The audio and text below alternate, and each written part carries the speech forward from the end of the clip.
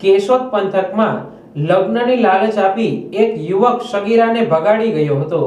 પોલીસે સગીરાના પિતાની ફરિયાદના આધારે ગુનો નોંધી તપાસ હાથ ધરતા આરોપી ઝડપાયો હતો।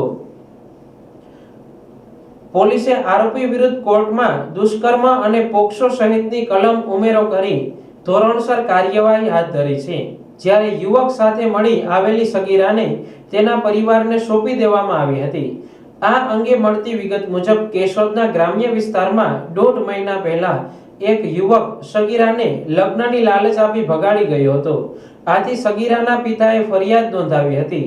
પોલીસ તપાસમાં યુવક અને સગીરા મળી આવતા તેમને પોલીસ સ્ટેશન લાવવામાં આવ્યા હતા, જ્યાં પોલીસની પૂછપરછમાં સગીરાને અલગ અલગ જગ્યાએ લઈ જઈ અને દુષ્કર્મ આચર્યું હોય તેવું જણાવતા પોલીસે આરોપી અશ્વિન ઉર્ફે દીપક કાળુભાઈ મકવાણાની અટક કરી કોર્ટમાં તેના વિરુદ્ધ દુષ્કર્મ અને પોક્સો જેવી કલમોનો ઉમેરો કરવા ધોરણસર કાર્યવાહી શરૂ કરવામાં આવી છે।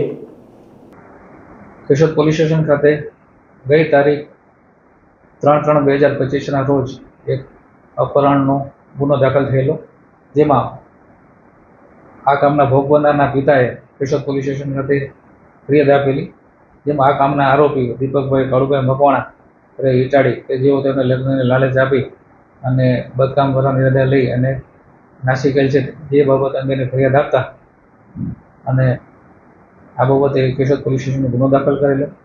ત્યારબાદ આજ રોજ જે ભોગ બનનાર કે જે સગીર વયના હતા તેઓને તેમજ આરોપીને પોલીસ સ્ટેશન લાવી અને ભોગ બનનારની પૂછપરછ કરતા આ કામના આરોપી તેઓને લગ્નની લાલચ આપી અને તેઓ સાથે જુદી જુદી જગ્યાએ ગઈ અને એની સાથે રહી અને અવારનવાર શરીર સંબંધ બાંધેલ હોવાની હકીકત જણાવતા નામદાર કોર્ટમાં પોક્સો અને રેપની કલમ લગાડી અને આગળની તપાસ હાથ ધરેલ છે અને આરોપીને અટક કરવાની